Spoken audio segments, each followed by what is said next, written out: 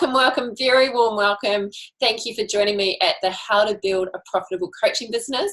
I'm going to be talking through on this webinar how to attract a steady stream of your ideal clients using a proven 5-step formula.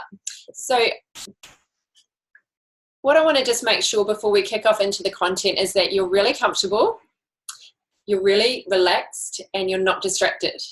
So whatever you need to do to make sure it's a zero distraction environment, it's really important for you to retain this information. You've put this time aside, you've said, right, this is what I'm doing for the next hour. So I want to make sure that you get the most value out of it. And the best way to do that is to have no distractions. So maybe pop your earphones in or your AirPods in, maybe close the door, maybe tell your family that you're just locking yourself away for an hour and try, I know sometimes life happens, but try and just be as focused as you can and really engage in this and give yourself that gift of being really, really focused. All right, so over the years of coaching a number of people in business as well as running my own business for the last 16 years, I've found that there's three main problems that people come up against when it comes to growing their coaching business. And you might want to write these down. The first problem is a lack of clarity. So a lot of coaches that I meet, they're not clear on a few different things. One, they're not clear on what their goals are. So they don't know exactly what they want to achieve.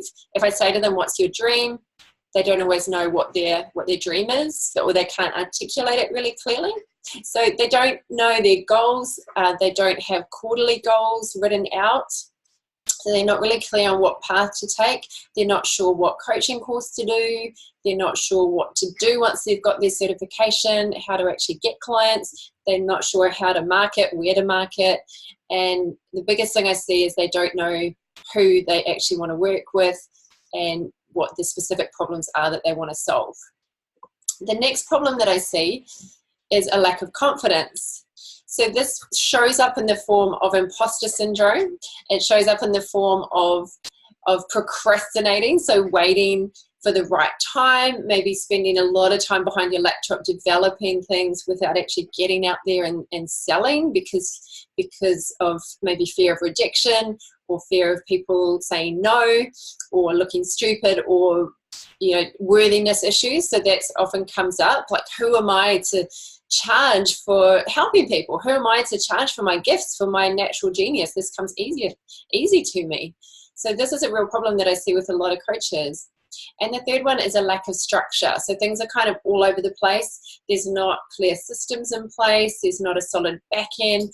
It's like, okay, I need to write a blog or sit down and what do I write a blog about? I don't really know where to start. There's no social media strategy. There's no kind of consistent method to putting out content, consistent method of contacting clients, following up on clients. There's just really no cohesive, overarching plan in place. So those are the three main problems. So what we're going to cover tonight, we're going to talk about 7 reasons that you might be struggling to attract your ideal clients. We're going to talk about how to gain clarity about your ideal avatar. And by avatar, it's just basically your ideal client. If you were to think of that one person, who is your ideal client? And then the 5-step client attraction formula. So if you haven't met me before, just so that you know who is talking to you, I'm Kat Miller. I'm the owner of Amplify Your Influence, which is a program that helps coaches and trainers, experts and educators to get to 6 figures in their business. That's the main crux of what I do, and I do that through teaching online marketing strategies as well as in-person marketing strategies through presenting, workshops, webinars, and everything that I've found has really helped grow my business. I make sure that I always teach what I have tried on myself, so I don't teach things unless I've really tried it on myself and tested and measured and found better ways to do things. And I always want to share the things that have really worked for me, and also share the mistakes that I've made so that you don't have to make those mistakes as well. This is not one of those webinars where you're just going to get all this fluff and not really know what to do with it the next day. You're going to walk out of this webinar knowing exactly what to do step by step. So if you like step by step, you're in the right place. And also I've been really honoured and so privileged to learn from some of the best people in the world that do this and have managed to kind of distill it down into a very cohesive plan so that you don't have to waste a lot of time like I did. Okay, so let's crack on. We've talked about why you want to build a profitable coaching business. If you haven't shared that yet, just write that down in your worksheet. Why do you want to build a profitable coaching business? And I want you to get really, really clear on your deep reason, not just your surface reason, but your deep calling, your deep desire. Maybe it's your mission. Maybe, I mean, for me, I just feel like this is what I was born to do. Not just coaching, but having a business that helps people achieve their dreams. So what is it for you? Maybe it's because you don't want to go back to working for someone ever again unless you choose to. Maybe you want to quit your 9-to-5 job. I know some of you are here because you want to build something on the side, like a bit of a side hustle project, and eventually take it full time. Some people in the workshop last night were sharing that they want a lifestyle business or a retirement business. So really connect in with that feeling of really why you want a profitable coaching business. And if you haven't written that down, just quickly write a note there so that you know your why. Okay, the next step is, or the next thing I want to share is I'm going to share the webinar slides and some references with you. So if you do stay on till the end, I'll let you know how you can get a hold of that. So if you're madly taking screenshots, you can just relax. You're going to get the slides. All right, I want to give you an example of what I call a monthly freedom figure to help you think about what does profitable actually mean to you, because profitable is going to mean something different to all of us, right? So profitable for some people is, oh, I just want 5 clients a week. For some people it's, I want 5 clients a day. For some people it's, I want 5 big high-end, high-paying clients a month. So we've all got different ideas of what profitable means. So I have a concept called your freedom figure. And your freedom figure is all about the figure that you need to feel free, to feel safe, to feel comfortable, to feel certain. Now, we all know in business there's a lot of uncertainty, there's a lot of discomfort, and there's a lot of unknowns and risk. That is all part of the parcel of being in business. But there's a figure that is going to help you to feel like, okay, I've got my freedom figure. Now I can look at other options. Maybe I can do some of the fun stuff now because I've done the hard yards at the front end, and I can enjoy the fruits of that a little bit later on. Because what happens with a lot of people is they focus on the fun stuff first. The things like creating a logo, creating great business cards, creating beautiful PowerPoints for their webinar, maybe spending ages designing a Facebook page profile. Like, these things are important, but they're not the main things. The most important things that you need to do is get on the phone and make sales. Well, not necessarily get on the phone, but that's one method. Go out and network, talk to people, have conversations. And a lot of people are avoiding this. They're working so hard on their branding because they're so kind of scared to do the hard stuff first. If you do the hard stuff first and you get to your freedom figure, then you've got the luxury to do more passion projects, to do some of the fun, like creative stuff, maybe to take on some more pro bono work. Maybe you want to go and speak for free because you've now freed up a bit of time because you've got your business to that certain point. Also, a lot of people tell me that they want to work with, sorry, I'm just letting people in, maybe students or people that don't have a lot of money, or teenagers. You know, they've got a real heart for that, and that's beautiful, and you can absolutely help that demographic. But until you've got to your freedom figure, I strongly recommend that you don't pursue those passion projects until you've filled your own cup. You've got to the point where you know that you can cover your bills and your expenses, and you feel it's not necessarily, oh, I can go and just sit on an island. It's more about, okay, I've got that covered. I've got a certain amount of clients and they're covering my bills. I don't have to work full time. Now I can kind of breathe. So for some of you, it might be 5 figures a month. So maybe 10 grand a month, for example, is your minimum freedom figure. If you work for about 10 months, which I recommend to most of my clients that they set their schedule up over 10 months because of December and January. Like if you're in Australia, a lot of people are on holiday. I know there's some overseas people on this, so it's different overseas. But if you at least allow it for you to have holidays, for you to have breathing space, so you're not working, 52 weeks a year. So if you think about how much do I need each month to get my annual figure and to have my monthly freedom figure. And for example, because I help most of my clients get to 6 figures, so 100K is the first goal. I've given an example of earning 100K from one-on-one coaching. So if you design a $2,000 package, for example, you can play with the numbers. We've all got different pricing strategies, but let's say you did a weekly coaching program and it was $2,000, very standard for a 3-month program.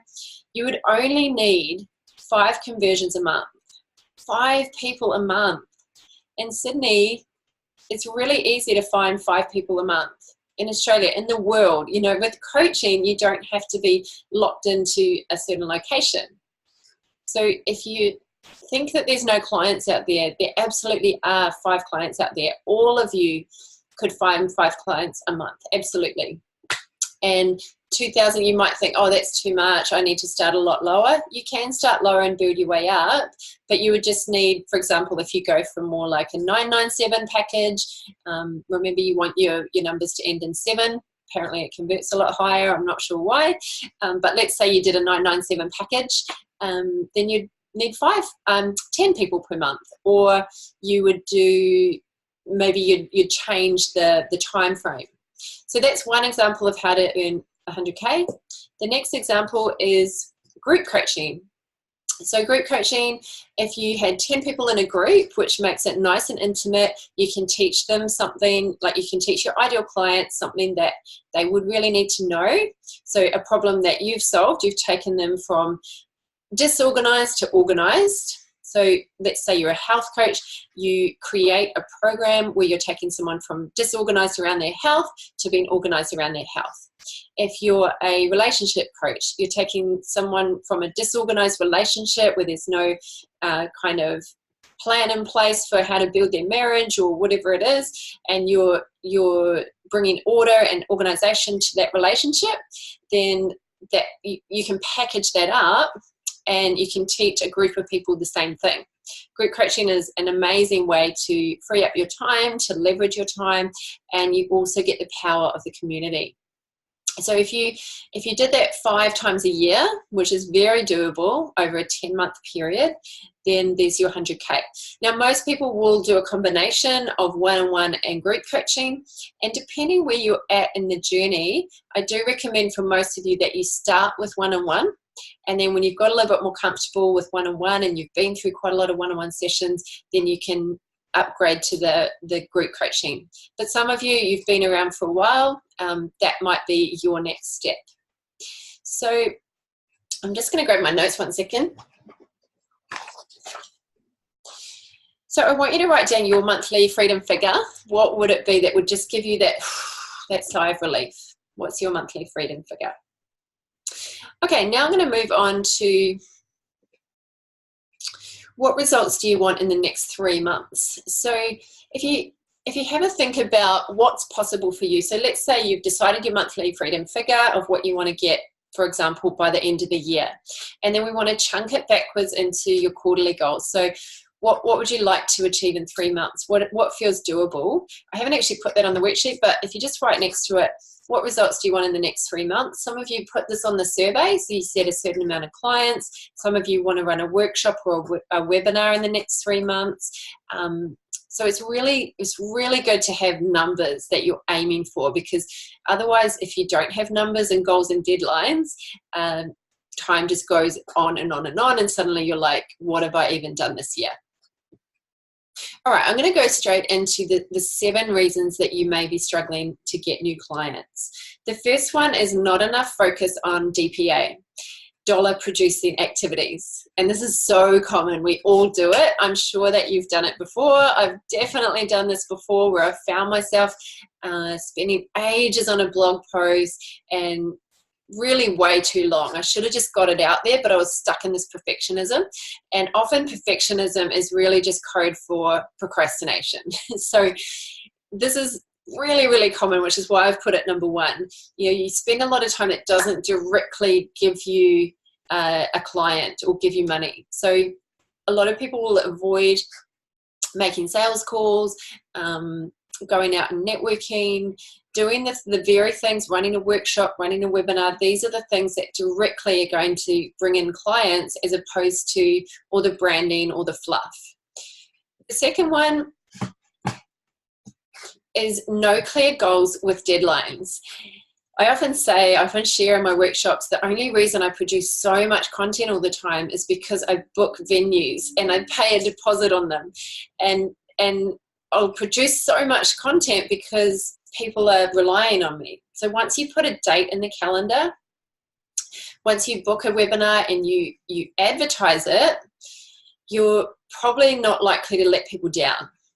But if you're like most of us, you will let yourself down. So if you say, oh, I'm going to write, like one of my goals this year is to write 50 blog posts, and I'm already getting behind. I'm like, oh my gosh, I've got to do this. But because I made my goal public, I actually put it on Instagram. I know I'm going to write 50 blog posts, even if I'm there on New Year's Eve, writing the final ones. So you've really got to set yourself deadlines. You've got to make your goals public. So that's why I book venues, and you will produce so much amazing content if you book a workshop. I guarantee it. The third reason is a lack of structure, systems, and support. So anything that you do in your business that you are going to do more than once, you want to create a system around it. And that doesn't have to be complicated. It could be simply automating your emails, automating, getting an online calendar for people to book you in, rather than battling back and forth with people to get an appointment. A lot of other things I see is people are manually writing every single email. So there's a lot of things that you'll repeat, that you'll say over and over again. So I use a tool called Atex, and I put all my templates in there. You want to get really good systems and support. You want to get a proper lead pages system, so that you're not just like manually putting things up. You want things to be professional. You want to just invest in the things that are going to give you that structure behind your business. The tool is called Atex. I'll just write it in the chat box. I think it cost me $5, and it saved me so much time. It's incredible. It's for Mac, but if you don't have a Mac, there is one for PC as well. The next one is being unwilling to invest the time or the money. And I do see this all the time. I'll say to people, what are you doing to find clients? And because the majority of what I coach on is helping people find clients, and I'll hear things like, oh, I've put it on Facebook, but I'm not really getting any engagement. I'm not getting engagement from Instagram. And I say, how much money have you invested in ads? And a lot of people don't invest any money in trying to grow their business. And the rules have absolutely changed. I remember my first personal development event that I ran for women called Unleash Your Freedom. I decided to run it at the end of 2015. I had 5 weeks. I hadn't got the logo or anything together. But back then, Facebook, you could put something up and people would just come. Now, you have to pay to play. And unless you want to be bugging your friends and family all the time, you really want to invest in your marketing. You also want to invest in getting proper help, proper business coaching. So, Trish says, what's a good price to invest for a workshop? What type of workshop do you mean, Trish? So business takes time. Business is hard. It can be simple, but it takes time. There's a lot of challenges you need to overcome. I'll often bump into people who I did my coaching course with years back, and I'll say, how's your coaching going? And they're not coaching, and they've bumped into issues, and they haven't invested the time or the money to figure them out. For example, ClickFunnels is a pretty challenging program to get your head around at first, but now I absolutely love it because I just invested that time. Instead of, you know, every road bump that came up, I would just get on the help and I would just keep going until I figured it out. And so you've got to invest that time and that money. If you have a lot of time, then you can save money. But if you don't have a lot of time, you really need to invest money if you want to fast track the process. So a one-day workshop, how much would you invest for how long? So Trisha's question, can you just clarify, Trish, do you mean how much to charge or how much you would actually pay to go to one? Oh, for a Facebook ad. Okay, sorry. So Facebook ads, I will invest $15 a day roughly on a Facebook ad, and I'll test it out. So I'll test a number of different ads for about $10 or $15 each, and then I'll close them down. And the ones that are converting, I just keep them running. If you can get a lead for around $10, $10 to even $20, like a lead that actually clicks through, then it's worth it. And I'll usually advertise for about 2 weeks before a workshop. So I'll invest a couple of $100 on a workshop, but it's all testing and measuring because I'm always looking at my numbers. I'm doing organic marketing as well. But for me, you've got to put money in the front end. You might not see it straight away, but you'll see it eventually on the back end. Cool. Next one. Oh, I love this quote. If you think education is expensive, try ignorance. And I'm sure that's none of you here, because otherwise you probably wouldn't be on a webinar on a Wednesday night, right? So I'm sure all of you invest in your education. All right, the next one is not coaching enough clients for practice. So there's two ends of the spectrum I see. People who aren't charging enough, or they're not even charging yet, or people who are trying to charge too much too soon before they've had enough practice. So you'll probably know roughly where you sit in that spectrum. But you've got to get better at coaching. It's just like any skill. If you want to get better at cooking, you need to do a lot of cooking. If you want to get better at swimming, you need to do a lot of swimming. So it's the same with coaching. The next one is having too broad a niche, which I'm going to be talking through in the next section. You want to make sure that your niche is micro and not broad. I'm going to explain what I mean by that. And then the last one is giving up too easily. The amount of people that did the coaching course with me that have just given up. Business is hard, and if you put things in place, it can be so much easier than people make it. But you've just got to remember that you are going to come up against challenges. You're going to struggle with links not working, with marketing not working. It's all test and measure. So you just can't give up at the first obstacle or even the 100th obstacle. If you know you're meant to be doing this, if you've got this desire, if you've got this fire inside you, you've just got to keep going. And you only have to make one decision, and that's just to not give up no matter what. The world is waiting for you. So if you have those days, or maybe you're going through those times at the moment and you feel discouraged and you feel like, oh, is this ever going to work for me? It is going to work for you. It's possible. It took me years to get things really happening, but it doesn't have to take you years. You can actually do it a lot faster. People are waiting for you. And I love this quote by Mamma Mia. Everything is simple when you break it down. So if you're feeling a sense of overwhelm, you've got to remember that everything we do in business, we do it one task at a time. So when I'm feeling that sense of overwhelm, I just remind myself with that positive self-talk, everything is simple when you break it down, and you just get to the very first step, which is what I want to help you do now. So I'm going to take you through the client attraction formula, which is a 5-step formula. And the first step is identify. Who are my peeps? So on page 1, it's got avoid, become, and create, but I've actually put that out of order. So we're going to come back to the avoid, become, create part. So flick over to page 2 in your workshop, and we're going to talk about who are my peeps. So we're going to identify your ideal client and your micro niche. Now, I don't think I've given you space to write this because I was trying to get it all on 2 pages, but if you've got your notebook there, make some notes on this. I'm going to give you the difference between a broad niche and a micro niche. Oh, I hear the ABCs. I'm out of order, sorry. So I came across this through Benjamin Harvey, who I absolutely love, and he talks about all we're doing in business is identifying how to help people avoid something, how to help people become something, and how to help people create something. So all you're doing in your business is the ABCs. You're either helping someone avoid something, become something, or create something. So I've been talking for a while now, so I would love to hear from you.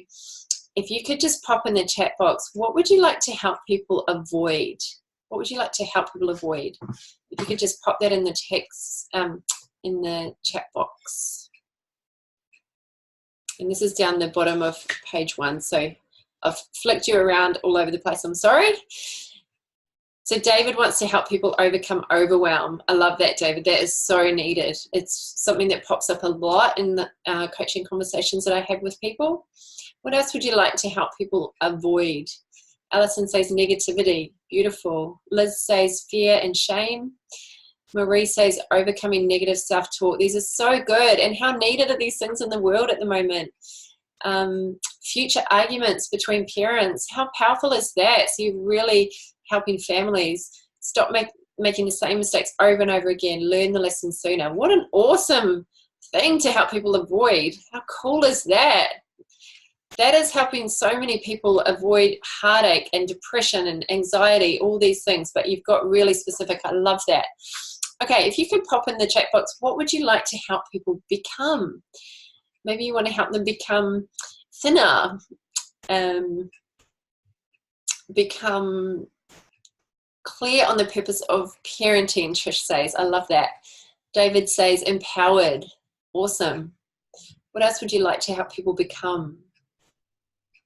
Maybe more organized, less cluttered, more aware they are important. Oh, that's so beautiful, Liz. Absolutely. So good. Christy says the best version of themselves. Alison says confident and more worthy. I love these answers so much. Marie says their highest potential. Beautiful. Ah, you're all such great coaches. Okay, and the last one is, what do you want to help people create? David says healthy, happy, and fulfilled. Jackie says become the sensual goddess they were born to be. Yeah, go Jackie. Love it. Chrissy says emotional fitness. That is cool. That is very intriguing because you don't often hear those two words put together. I love that. Trish says to create a united parenting plan for creating self-aware and confident children who know they can make a difference in the world. Oh, Trish, beautiful language. David says freedom. Awesome. Anyone else have a create? Liz says a great and empowering life. Oh, I just want to sit down and have a coffee with you all and find out more about you. I wish I could have a chat with you all right now, but we're going to move on. Thank you for sharing, everyone. It's really good to hear other people's, what they're working on. So I'm going to talk here about how to identify the difference between a broad niche and a micro niche. Now, I want to preface this by saying don't get stuck on this. If you find it hard to come up with your micro niche, don't let it stop you. Don't let it be one of those procrastinating roadblocks. You've just got to decide, just make a decision and just move with it, because you can always change it later. But right now, people are suffering, people are struggling, and you can actually help them. You've got the solution for them. You are someone's pain relief. So please don't let this hold you up. It took me ages to figure out my micro niche. I work with clients that have been out there with clients making money, serving people, helping their community, and they still haven't got a micro niche. They're still bored. But I want to go through it because it's just will start to get you thinking. Just remember that it's a process. Okay, so an example of a broad niche is I help people improve their mindset and motivation. The problem with this is even though it's a really good niche to have, it's really great to help people with their mindset and motivation, it's not specific enough. And when we try and talk to everyone, we end up talking to no one. So this one, people have a specific problem that keeps them up at night, that keeps churning around in their head when they're driving, when they're cooking, when they're going about their life. And it's usually not, I need to improve my mindset. they don't even realize that that's the problem. So we maybe know as coaches that that's the problem, but they don't know it. So we've got to speak their language. That's why you need to coach a lot of people so you can hear the problems they're saying. When I go through my dozens and dozens of coaching workbooks that I've filled in, no one ever says, oh, okay, I really need to improve my mindset. They say things like, I'm fighting with my partner. I can't pay my bills. I feel down all the time. Like, you've got to use that kind of street language. So a micro niche example is I help busy women. So you've really honed in on who it is. You've got really specific on the person, declutter their homes. So that's the actual task. And then you've put a time frame around it in 6 weeks or less. So this is a really good template to use. I help what type of person and what do you help them do? So not just what do you help them know, but what do you help them do? What result, what outcome do you give them? And it's really cool to put a time frame on it. So this is like a perfect micro niche. You can say it in like 5 seconds. You can say it in a lift. You can say it to someone that you're passing by at Coles. You could say it at a networking event. If you tell them I'm a coach, the next question is pretty much always, oh, what kind of coach? Who do you coach? What kind of coaching do you do? So instead of that happening, you can say, oh, I help busy women declutter their homes in 6 weeks or less. It's sharp, it's snappy, and it's specific. Here's another broad niche example. I help people improve their health and fitness and create a happier life. So all of us need to be healthy, fit, and most of us want a happier life, right? So this is kind of a broad sweep across every demographic, psychographic. It's not specific enough. And this was actually a client of mine who had this as her niche. And we actually changed it to I help busy mums. So this is the type of person to improve their energy. So I said to her, what are your clients saying to you? What are they actually saying about, you know, how you get them results? And they said it's all about the energy. They're busy, they're stressed, they're overwhelmed, they're tired, and they'd say, I come to you because you help me improve my energy and reduce stress. So I help them improve this and decrease this, which is something that you could put in your niche. You could say something like, I help people decrease their stress and increase their energy with exercise programs they can do at home. So she decided she's going to really focus on helping mums at home who can't get to the gym, and that's what she's known for. As soon as we changed that, her business started to change and turn around, and people started finding her more. Her ads started converting better because it was just way more specific. Another example is I help entrepreneurs create a thriving business of their dreams. So there's many types of entrepreneurs. There's many types of businesses, and dreams is very broad. So this might be a nice kind of slogan to put somewhere. I had one that was very similar to this, but I actually cleaned mine up and made it more specific. So this was my one. I help coaches and trainers to build a 6-figure lifestyle business. So I'm all about helping people to grow a business, but not sacrificing their lifestyle. So I've said the types of people that I like to do. It doesn't mean that that's the only people that I train or help, but those are the people that I really focus on.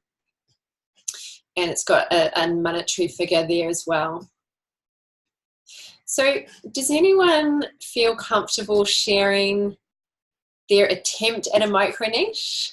This requires a bit of bravery. It might require you stepping out of your comfort zone a little bit, but does anyone have a little bit of an idea of their niche? If you don't have it yet, it's totally okay. For some of you, this is a new concept, but if you don't have a micro niche, would you be willing just to share your niche, even if it's broad? Now, I know that's a bit of a scary one, and you might not want to share straight away, but if you are willing to share, would be really grateful. It's really good to have examples. Thank you, Liz. I help women move away from abuse and create a better life. That's awesome. So you're saying what you're going to move them away from and what you're going to move them towards. Trish says, I help first-time pregnant mums. I love how specific that is, by sharing the essential 9 parenting awareness components and create their own individual parenting plan. I love that. Very specific. Alison says, I help pregnant women. Oh, Trish and Alison, you should probably tee up, do some collaboration. I help pregnant women to be supported post-birth with all aspects of having a new baby. Oh, I will come to you, Trish and Alison, if I ever get pregnant. I think you'd just be so beautiful to have in the corner. Thanks for sharing. So these are really nice and specific. So if you're still working on it, it is going to take time. But remember, it's about solving one problem ideally. Now I've put here for the next section and identify an acronym for PEEPS. Passion, experience, eagerness, profitability, and skills. So this is kind of just like a checklist that you can run through when you're choosing your ideal client. And it's important to make sure that you are really passionate about helping that person, that you would love to help this person, that you love talking to this kind of person, and that you're absolutely passionate about the problem that you're solving. It's important that you have experience in that area. I think that goes without saying. The eagerness, that's about the client. So we don't want to create something that no one wants. I really wanted to teach productivity and time management hacks, but when I surveyed people, they wanted to know more about social media, about online marketing, about creating content, and about running workshops. So because I'm continuously surveying people, you know, I could have created this whole course, and then actually most people didn't even want it. So you want to make sure that your market is eager around the idea. So it's about the market's desire. It has to be profitable, because if you can't fill your own cup, then you can't fill up anyone else's. So profitability is it kind of has double the weight of all the others. It's got to be profitable. And then the last one is skills. So I'm going to keep moving just for the sake of time, but in your own time, if you go through that checklist and just kind of run through your ideal client through that checklist and make sure that all of those 5 things are ticked off, because they're all really important when you're choosing your ideal client. All right. I've got a question here, which is the single most important question in deciding your micro niche. And I haven't put this on the worksheet, so you might want to write this down. What do you want to be influential about? Because if you were doing an interview, for example, someone was going to interview you on their podcast or on their YouTube channel, what is it that you really want to influence people around? And this is about messaging. This is about where you're going to position yourself in the market. So it's a really powerful question. What do you want to be known as? What do you want to be influential about? And that's a question to ponder over time. So write it down. It's a really powerful question. Okay, we're going to move on because I want to get through all of these steps. So the next one is locate. So we know the who, and now we need to look at where are they hanging out. So where does your avatar hang out online? We've got online and we've got offline. So with online, I recommend that you pick Facebook as the number 1, and that you definitely put up content on Facebook. You want to be where your ideal client is. So is your ideal client hanging out on Instagram? Are they hanging out on Pinterest?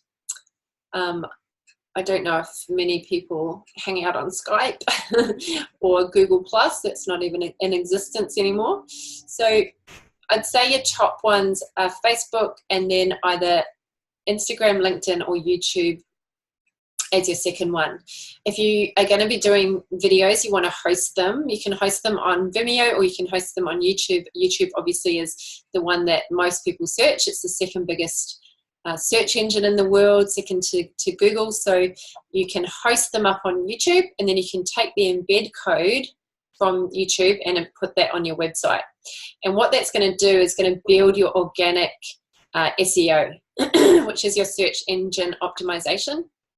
And so if you don't want to keep paying for ads all the time, I mean, you are going to have to pay for ads at some point in your business, but Google ads are quite expensive now. So one way to get around it, if you don't have a lot of cash flow, is to really organically build up your SEO. So it's kind of like a parallel journey. You're investing some in marketing, but you're also doing free marketing, and that's going to build up Google's ability to find you. So if you're writing specifically for your ideal client and you're quite micro-niched, people are going to find you on Google. It takes time. You've got to be consistently blogging or putting videos up. So I recommend weekly. The next one is offline. So where are your clients hanging out offline? Are they at business breakfasts? Are they at BNI? Are they at Toastmasters? Are they at a local gym? Are they at a yoga studio or Pilates studio in your area? Maybe you could go and do some talks at a local yoga studio, excuse me, or Pilates studio. Maybe they are at the school gate of your kid's school or your friend's kid's school, or at kindy. Are they at university? Like, where are they actually hanging out online? And you want to create a strategy around that. Meetup and Eventbrite is a great way to find clients. The best way that I've found to find clients is actually running my own events. So I'll get at least 80% of people through running my own workshops, because people want to experience you. They want to hear you. They want to have you face to face. They want to build a connection. So it's really important to get away from behind your laptop and out there talking to people and connecting with people, because as a coach, you're probably really, really good at that, and you're probably a great listener, and you're probably really great with connection. So not everyone is. The fact that you've got coaching skills means that you more than likely have really great communication skills and should be out there in the marketplace in person. So once we've found them, we need to captivate them. We need to woo them. We need to give them value. We need to serve them. We need to help them solve their problems. And we don't just do this through charging. We've got to do a lot of this giving for free, because that's the economy that we're in right now. Lots of free captivation and help. And there's some people that will never buy from you, and that's totally okay. I've had people that have read my blogs for absolute years and never bought from me, and that's totally cool. Like, I love knowing that I'm helping them. I bumped into a friend in New Zealand who used to go to the same gym as me, and she was like, "Oh, I've been getting your email for like 10 years, and do you still have that program that you talked about ages ago?" And it was just really interesting. She'd read so many of my emails but never signed up, and she did after like 8 years. So you just never know. You just got to keep going and not put all your eggs in one basket, not say, "Oh, I tried a workshop and no one came." You know, you've got to go through those times. I remember my first little seminar that I did at my gym, I think there was 5 people, and there might have been 5 including me. We sat on these Swiss balls, and I just spoke about nutrition, and yeah, it was just a really small, humble beginning, and it was casual and it was fine. But those 4 people got helped. So who cares that it wasn't big? That got me a bit more confident to do the next one, and then a bit more confident to do the next one. And now I've done hundreds of them and don't feel nervous at all, unless it's a really big one out of my comfort zone. So really think about, how can you give value? How can you provide regular, consistent content? And I recommend minimum weekly.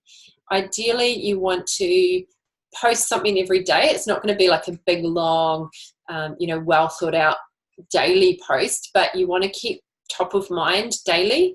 My business coach always recommends to post 2 or 3 times daily. Personally, I like doing more quality than quantity, so I like to not just chuck up random things just for the sake of it, but I like people to know that when they're reading stuff from me, that it's been well thought out. But also have to keep reminding myself not to get stuck in perfection. Liz has got a question. Do we just do that in our business page or personal page? So I kind of tossed this up for a long time. I was like, I don't want to bother my friends and family. I don't want to be posting about business all the time. And then I just really just had to get over that, because on Facebook, people are going to see your business stuff, and they are going to see it a lot more likely if you put it from your personal page. So you can custom it and not show it to certain groups of people if you like. But for me, it's better I just had to go, right, this is too hard to filter it out and to just just hide things from people. I'm just going to be an open book. People can unfriend me. People can unfollow me. I'm running a business. This is kind of what it takes in business these days. So people won't really see your stuff as much as you think anyway. The way the algorithm is, people don't see your stuff unless they're engaging in it anyway. So if you're worried that it's going to bombard people on the personal page, you've just got to get over that, or it's going to be really hard in your business. 2% of people will see the stuff that you post on your business page. 2%, unless you pay. So I definitely recommend that you have your own personal page. David says personal page has a cap of 5,000 contacts. Every now and then I do a bit of a cleanup and just unfriend some people that I don't really know, but I recommend definitely to do both. Another great method is to actually have a Facebook group, because you'll get more engagement and more people noticing on a group. So create and post weekly on your own, your own original, valuable content that educates and inspires your ideal client. And so you don't want to just repost all the time. You don't want to just like be posting other people's quotes all the time. You want to have a voice, have an opinion. I love posting quotes, but I like adding my own opinion. I like teaching, like we call it microblog, where you take a piece of your blog and you just put that as your caption. So you do lots of little microblogs through the captions on your Instagram and your Facebook. Okay, and the fourth one is to make an offer. If you don't follow Seth Godin, I absolutely recommend that you follow Seth Godin. He's got an excellent podcast, and he's just one of the top marketers in the world. He says, instead of trying to find customers for this thing that you've created, he says, find your customers, find out what their pain points are, what their needs are, what their problems are, and then create products for them. And I recommend that, I mean, because we're coaches, we're in the service industry, that you actually productize what you're doing. So you create it as though it's a product, because that will help you scale. So what I mean by that is, instead of just selling, like, don't ever just sell time for money. You want to package up a result and then create, like, for example, with my course that I do to help people create their own presentations, it's got a vault of documents. It's got all these different accesses to resources that people can get. So it's like a product that they buy rather than just time with me. It's a community, it's workshops, it's training. It's created for the customer, because I've had those conversations with them and I've found out exactly where they're getting tripped up. Like, how do I book a venue? How do I negotiate a price? How do I get people into the venue? How much do I spend on marketing? All those kind of questions. So you can tailor your package to suit your ideal client, which is why we have to do it in this order. We have to know the ideal client first. If you've got any questions, please feel free to pop them in the box, because I am moving fast. So we want to create an irresistible offer, and we create a paid offer first, because without knowing what we're going to offer someone, we don't want to just run an event. We don't want to just run a workshop or create a lead magnet until we know the final outcome, which is the offer that they're actually going to pay for. So the offer is, if someone rang you right now and said, hey, I want to work with you, what can you do for me? You've got an offer, a paid offer, you've priced it, and it's ready to go. So it's kind of like the difference between going, hey, help yourself to the food in the fridge, meaning, oh, I can do this, and this for you. Just help yourself. Go to my website, have a look. Or you craft an irresistible offer and say, would you like a homemade cookie that I made you? And you've made it specifically for your ideal client. So it's kind of the difference. Instead of just having a, check out like a, I can help you with this, and I can help you with that, and I can help you with this. I can help you with every aspect of your life. It's like, I've designed a package. It's perfect for you. For example, my package is perfect for you if you're a coach. You're just starting out. You're wanting to attract clients. You're wanting to know how to run Facebook ads, how to run workshops. It's like based on the ideal client rather than just, oh, here's just a list of my services. So the offer, you want to decide what it is, what result it's actually going to give the person. So it's not just something vague like, I don't know, lose weight or improve your happiness. It's quite vague. It's I'll help you make 6 figures in the next 12 months, or I'll help you attract 10 clients in the next 3 months, or I'll help you get your baby back to sleep within 7 days, or it's something quite specific.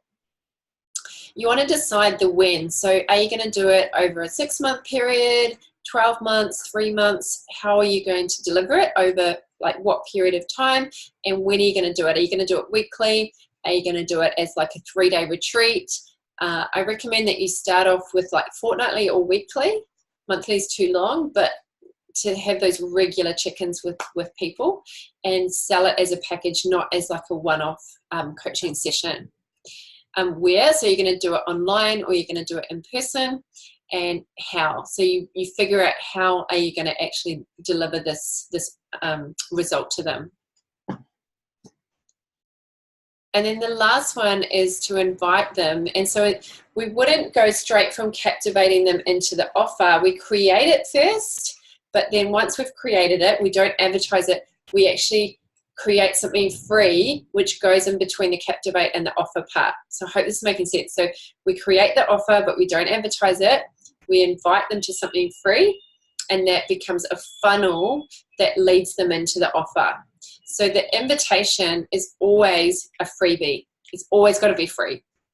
So even, you know, really successful people, they always have like something as the free start.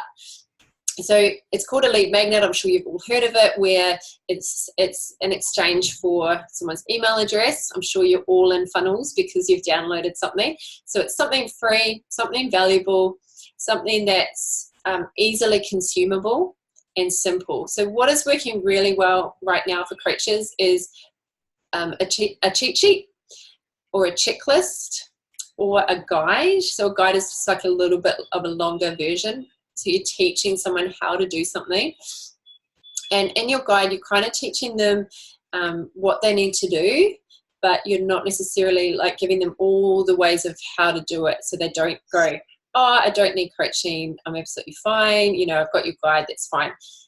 Most people know that it's more than a 2-page PDF that's going to help them make a transformation, right? So you just put your best stuff in, your most valuable stuff in, and you want to show them exactly what they need to do. But obviously if they want to go ahead and get help and support, then they're going to need you for that process. Does anyone have any questions at this stage about the 5-step client attraction formula? Please post up any questions that you have, and then I'm going to just finish up with the 5 secrets of successful coaches. So just pop them up if they come to mind.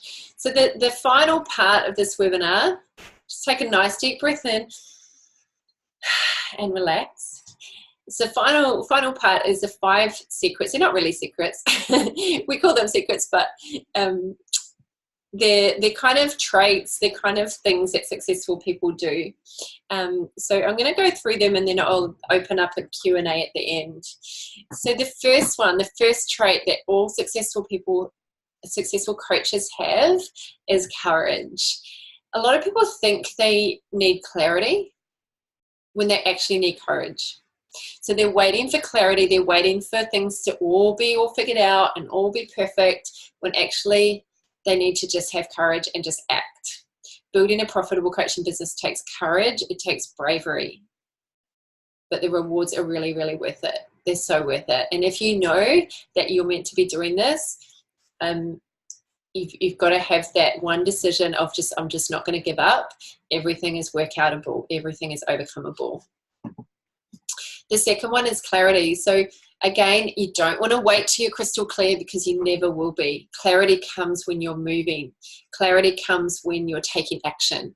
You can't steer a parked car, right? So successful coaches have clarity about the specific problems they solve and the solutions that they offer. Unless you're, Tony Robbins, who can cover more of a broad spectrum, he's been doing it like 40 years, you're better off to get clear on the specific problems and the solution that you offer. Speaking of Tony Robbins, he says, life's greatest rewards are reserved for those who demonstrate a never-ending commitment to act until they achieve. And I love that word until, because it's not, you know, give up if it doesn't work. It's just until, having an until mindset. I'm going until it works for me. And that's commitment. And that's such a key, is to just keep going no matter what. The fourth thing that makes successful coaches successful is that they get coaching. And so if we truly believe in our product, we need to use it ourselves. I used to train a lot of personal trainers who didn't have personal trainers themselves, and they were struggling to sell personal training. And I would say to them, get a personal trainer, and you'll realize just how powerful it is to have a personal trainer. And I think all of us need to have a coach all the time.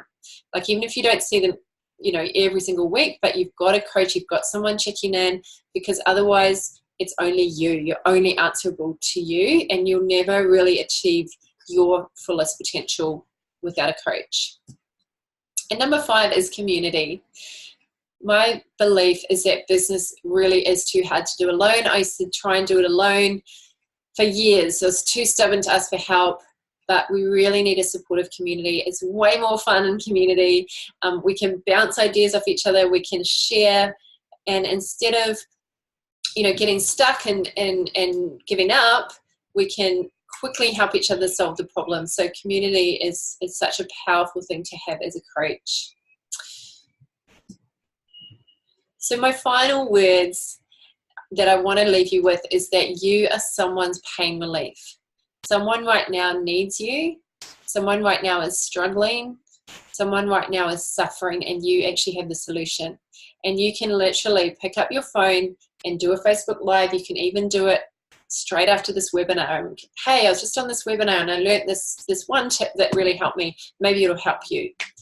We have the access to technology where we can help someone right now, straight away. And the amount of times that I've jumped on when I haven't felt like it, where I just haven't, you know, wanted to share, but I've shared anyway because I felt inspired to, and it's really helped someone out. So if you know that you can help someone, and I know that you can, remember that everything is work-outable. So just write down, what will you apply for today, from today? You might want to highlight or put a star next to it. What will you actually take action on? And if you don't mind sharing in the chat box, I would love to hear from you. What would you like to apply from everything that you've heard today? Because otherwise it would just be nice information. It'd be like, oh, that was quite interesting. I'll have a think about that. But what will you actually take and apply? Please do share it in the box. Alison says, I love that analogy. Thanks, Ellie. Liz, I'm helping and share every day. Oh, that's awesome. Every day someone's getting helped by Liz. That's really cool. Want to learn how to create great content. Well, speaking of that, I have an event coming up on Saturday the 16th of March, and I'm going to be sharing quite a bit about marketing, so really how to do everything that I've talked about tonight, and also how to write content that really connects with your ideal clients. So if you haven't already joined, there's a link there. It's bit.ly/attract workshop. So that's for all of you on here that have got some value and want to take this to the next step. So this is really where I dive deep into the content. I help you apply it in your business. So it's going to be really hands-on. You can ask me lots of specific questions about your own business. So I hope you can join me in Sydney. That is a full day workshop. So just register for that at that link, or if you want to learn more about it.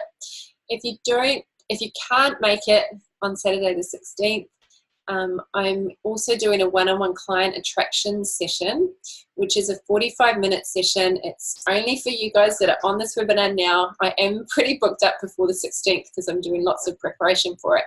But if you don't mind waiting a little bit, because I've just got a lot of bookings already, I did want to open that up because you guys are committed. You've come here. You've been live on the call. It's absolutely free for a limited time. And if you just go to calendly.com/kmiller/get more clients. How do you know what to write and how to present it? Okay, so Liz, that's quite a big question. There's lots and lots of ways I could go about answering that. How do you know what to write? A lot of it comes back to your ideal client, and when you have clients coaching sessions, write down what they're saying to you. Like, write down what their problems are, what their limiting beliefs are, what their negative emotions are, and you can basically create how-tos. So let's say they say, oh, I'm just really struggling with overwhelm and I don't know where to start. So you might write a blog post, how to overcome overwhelm, for example, or you might do a video on it. So I like to gather like a database or like a bank of things that people say to me that they're struggling with. So for example, I'll be keeping this chat that we've got going on. You've just asked a question, so now I know I've got a piece of content that I can write something on. How to present it. If you're a great writer, write. If you're better on video, do video. If you're not good at either, do both anyway. You just got to kind of choose and go for it. It's good to have both methods. And with coaching, it's such a personal service. So the more that you can actually get on video, the better. And you really just have to let go of perfection and just do it. I used to be so scared of Facebook Lives. I just avoided. I still don't do as many as I want to. But yeah, we just really have to get over ourselves and know that people can really benefit from what we're saying. Okay, sorry, I'm just going back. Trish says, I'm actually confirming the venue workshop tomorrow. How exciting to have Facebook ad ready to go. Awesome. Just want the venue confirmed. Perfect timing. Excellent. I'm so glad to hear that, Trish. That's perfect. Liz says, I've looked at that. Cool. Sandra says, do we have to have our avatar worked out before the workshop? Absolutely not. You can come with not having any clue. I'm going to help you work it out. So please do come, even if you don't know even whether you want to work with a human being or an animal. It's a really, really bad example. But yeah, please do come, Sandra. You don't need to know your avatar. I'll help you with that. Cool. I've got just one that's private. Liz says, I get stuck on what to say on lives. The best thing for lives is either one thing or three things. So I always start with, hey, Kat here, and in this video I'm going to share with you the one thing that you need to know about overcoming overwhelm, for example, or the three things that is really going to help you overcome overwhelm. The first thing, and then you just go into it. So you can give a little bit of a why that's important. That can kind of hook people. People want to know the why. But when you're going to jump on a Facebook Live, you want to plan it out a little bit because it will make you less nervous. I actually get a business card and I'll put my intro, I'll put 3 points, and I'll put my last bit, and I stick the business card right next to the lens. Or I get my AirPods and I write out what I want to say. I record it into my voice memo. This is a hack that absolutely changed my life, by the way, so please take note. Record it into my voice memo, and then I just press play and I just speak out what I'm hearing. So I'm kind of like half second behind, and then I don't have to memorize anything. I mean, I know live's meant to be like really live and just off the cuff, but I really don't like watching lives that are just rambling and someone hasn't planned it and there's absolutely no structure or value in it. I'm quite a deep personality. I like to get to the point. If you're out and about and you're like, hey, this is where I am, that's more of like a behind the scenes Facebook Live. But if you're giving education, you want to plan out your structure, have a really good intro, because otherwise people click off fast, get straight to the point, and then have usually 1 or 3 points is what I recommend, and then say, hey, give us some love. If you can do that kind of thing, double tap, write a comment, or you can maybe direct them to an article that you've written. So you put, I've got the link below, comment if this has resonated. I'd love to hear from you, engage in that kind of way. So hopefully that helps. Jackie can't get the link to the workshop to work. Let me just test that out, Jackie, because I want to make sure that that's correct. Sorry, I want to just get this right. Any other questions, please pop them in the box. Yeah, the link's working my end, Jackie, so I'll contact you separately and we'll find out what's going on with that. But mine's working. Has anyone else tried it and seen if it's working for them? I can contact you about that. Any other questions, please pop them in the box. Cool, I'll send it in Messenger. No worries. So I hope that's been valuable. Thank you so much for your attention. Thank you for staying all the way to the end. If you would like a copy of the slides you've got the worksheet link, but if you for some reason didn't get that, then if I don't have your email, which I'm pretty sure I've got everyone's, I can just send that out via email. So if you're not sure if I've got your email or not, like some of you just jumped on directly from the Facebook link, but I'll send that out via email. If you don't get it via email, please just contact me. So there's my contact details, my website, my Facebook and my Instagram. I think I'm connected to most of you anyway. Did anyone else have any questions or comments before we finish up? Liz says, thank you for your time and information tonight. Liz has shared, Trish has said, just right click on it. Cool. Ellie says, thanks Kat, great content tonight. Thank you. Oh, thank you, beautiful. Awesome. Thank you everyone. I'm just gonna unmute you all to say goodbye because it's really quite nice when we all just say a big huge goodbye. It's always a bit of fun. So thank you everyone. If you've got any other questions, please contact me anytime. Don't get stuck. This is too hard to do alone. So thank you everyone. Thank you. Bye. Bye. Bye.